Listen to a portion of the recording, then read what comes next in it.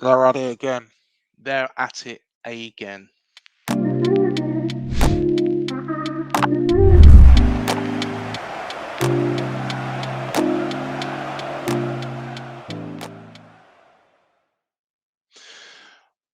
This morning, there has been an overruling by the European Court of Justice, and they dealt a hammer blow to both UEFA and FIFA.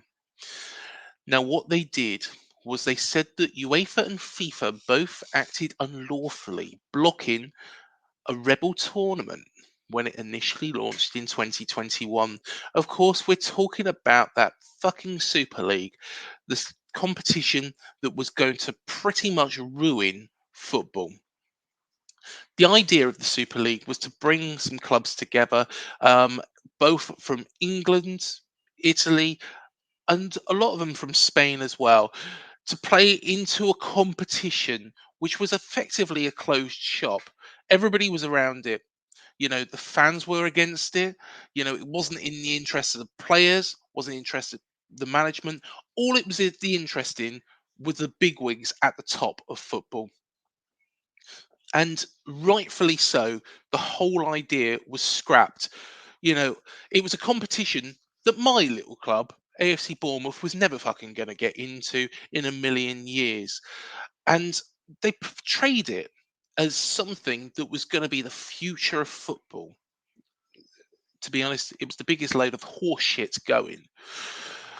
So, what's happened since this ruling by the European Court of Justice? Well, they've just gone and released a new Super League. And this Super League proposal is portrayed by a company called A22. Um, you can find their website at a22sports.com. This is my opinion on it. Literally my opinion. And it says the best always strive to be better. The new European Super League aims to be the most exciting football competition in the world. Well, no, it bloody well isn't, because there isn't teams like AFC Bournemouth. There isn't teams like Fulham. There isn't teams like Brentford. There isn't teams like Brighton who have worked their asses off to get into the position. But I'm sure there'll be teams like Manchester City because they've got money behind them. Liverpool because they've got money behind them. Talking about Liverpool, I'm pretty sure Jurgen Klopp won't be very happy with this because, of course, he's complained previously about the amount of games that Liverpool was playing. And look at the situation now. They're releasing this bloody stupid idea. No doubt, this is a competition that Manchester United will be in. And let's be honest, they don't deserve to be in Europe at all. After all, this little club beat them the other week, if Europe had noticed. Well, this is what the idea is. So, at the heart of this vision are 64 men's and 32 women's teams playing midweek in a league system across Europe with competitive drama and decisive matches throughout the entire football season. Sounds exciting, but here we go. This is what it also says. The vision is based on extensive consultation with a wide range of football stakeholders across Europe and built on our core principles. Hold on. I tell you what, it'll be very interesting to find out if Neil Blake, Richard Hughes, or even Bill Foley was consulted about this stupid idea. I'm pretty sure they wouldn't have been. Well, it continues. Participation based on sporting merit. I'll come back to that, but you'd be damn sure that Real Madrid and Barcelona, despite the amount of millions that they spent, will probably be in it because, of course, they need to wipe those millions rather than going through the hell that a club like this little club went through back in the late 2000s. No permanent members. We'll come back to that one as well. And participating clubs stay in their domestic leagues, which remain the foundation of European football. Well, so they bloody should do. But of course, this lot, the Super League, so to speak. And I'm not saying it's this A22 that decided on the last one, but what I'm saying is the clubs and probably the people that were behind the previous one are probably rubbing their hands together and think, oh, fuck the Spanish league, fuck the Premier League, we want this because we would quite like to see Man City versus Barcelona, or Man City versus Real Madrid, or Manchester United versus Juventus. Let's be honest, they'll get thrashed every fucking week, but at the same time, that's probably what they want because, of course, it brings in the money. But this is what is the idea. So it's 64 clubs across 3 leagues: the Star League, the Gold League, and the Blue League. Who the fucking hell made these up? Those names, honestly, I think those are made up by preschool kids. The Star League. What? What the fuck? It continues. The Star League and the Gold Leagues will have 16 clubs each, whilst the Blue League has 32 clubs. All clubs will play in groups of 8, home and away. So, of course, 14 matches each. That won't please Jurgen. Resulting in guaranteed minimum of 14 matches per year. Wonder what happens to the domestic leagues when this happens. Fixture congestion is going to become a big thing. At the end of the season, a knockout stage of 8 clubs will be played in each league, and that's to determine the league champions. So, I guess if you win the Star League or the Gold League, whichever one's bloody highest, because at the end of the day, those names mean fuck all to me at the moment. I guess win the whole of the Super League, but we'll come back onto that. There will be annual promotion and relegation. Oh, ho, ho, ho, ho, whoa, whoa, whoa, whoa, whoa, whoa. Now, at the end of the day, promotion and relegation works in domestic leagues. In this, what was we just saying?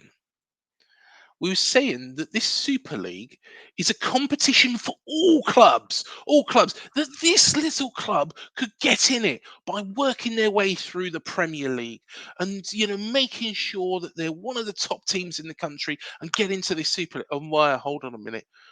Promotion and relegation between the 3 leagues, with promotion into the Blue League based on domestic league performance. Now, there's 32 teams in the Blue League. Now, I'm sure that they want, teams from every competition. And I'm no doubt this is going to replace, which we'll come on to, the Champions League, the Europa League, the Europa Conference League. Again, there's a big, big problem with this, and I'll explain. So, what happens when a team is in the Star or the Gold League? And say, for example, England have got Manchester City, Arsenal, Chelsea, Liverpool, let's forget Man United, Newcastle. Let's say they've got all those teams in the Star and the Gold League. Right. So we're all in there. We've got all those teams. AFC Bournemouth compete in the Premier League and say, for example, finish in what would be the Champions League or the Europa League places at this point in time. Now, England have got 5 competing teams already. Now, you can't tell me that they're going to kick one of those fucking teams out of the Star League or the Gold League and put us in there. No fucking way are they going to do that. What they're going to do, and I'll tell you what they're going to do, is go, no, close shop with them. Not interested in AFC Bournemouth. We're quite happy to have, the big teams, the teams with the money, being in here. And of course, we'll miss out on, achieving European football, regardless. Bill Foley said, of course, recently that he would like European football within a period of time.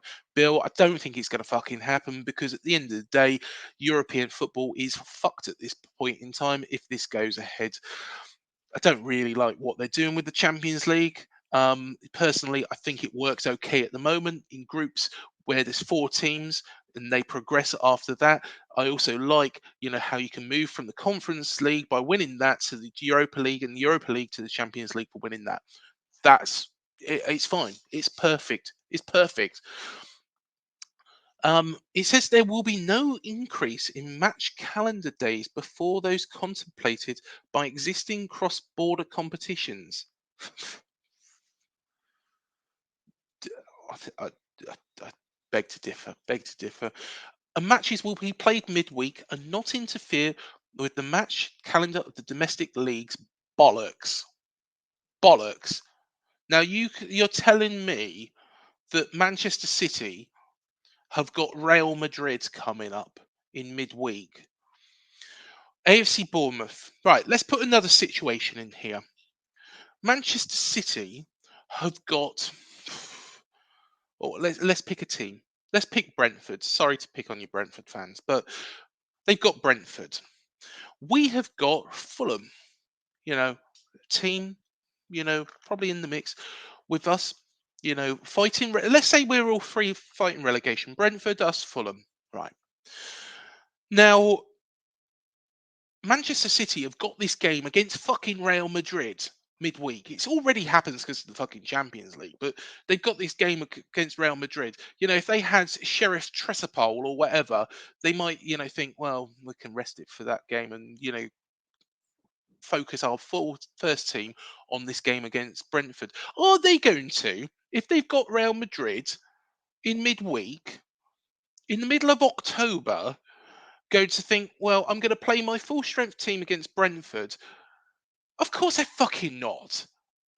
So whoever loses out of us and Fulham, that's going to put us at a disadvantage. Now, of course, it could happen the other way. We could have Man City, Fulham could have Man City. But what I'm saying here is there's a situation that they haven't really thought of. And this is such a stupid idea. I wish the Champions League would keep it the same. The Super League was canned by the fans because they didn't fucking like it. It was all about 2 teams, really. Barcelona and Real Madrid, because they're skint, because they spent too much money, during a period of time, trying to make themselves the best. And of course, they keep pumping more and more and more and more and more and more and more and more money into it.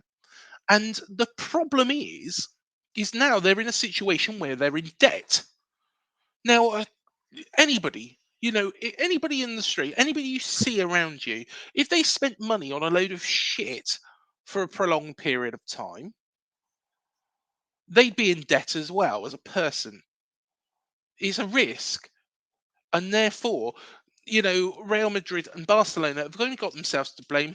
We, going back to 2008, nearly lost this football club because, of situations that were probably out of our control. We didn't spend money on stupid players, but at the same time, it wasn't that there was financial struggles that was ongoing. And there we are. We've got this Super League to try and bail these teams out. Who was bailing us out back then? We go on this proposal, free viewing of all live matches. Now, to be honest, I don't think that's a bad thing. But and I'd quite like it to be happening in the Champions League. But my big question here is now about who's paying for this, because as much as we wish that every game was on television for us all to watch, at the same time, if every game was on television, who the fuck is paying for it? At the same time, w- it it really is ridiculous. It really is ridiculous. It also takes the impetus of going to a live match. I like going to live matches. That's why I go to Dean Court every bloody week when we're at home. That's why, because I like live matches. But at the same time, free live match, or, viewing for all live matches. The other problem though with this is you have got a situation now, kids are always going to support the big teams. But what about this little team who is trying to attract fans? Will they go to the ground because they can sit there and watch Man City or Liverpool or Chelsea or Arsenal or Real Madrid or whoever? Um, like I say, participating clubs 64. At the moment, it's 72 in the Champions League. Yes, I do get that's a little bit more, but I think it's better structured than this because what happens if a star team, star league team, I don't even know if that's the first or second division in this bloody poxy thing, but if a league team doesn't perform very well in the domestic league, they're still in this fucking competition. If they go and finish third in it, they're still in it because they haven't been relegated. So it is about keeping it more of a closed shop. When will people fucking realise about this? I'm sure that the fans, of all these clubs like Spurs and, who protested, Man United and Liverpool and Chelsea, and they will continue to protest against this because I think, all my points are valid. We've got every right to, qualify for this competition as any other club, as Man City have. Man City qualify for it because they're a better team. They spent more money, but at the same time, we can. If we then have a fantastic season, we've got every right to be in a European competition. Every right.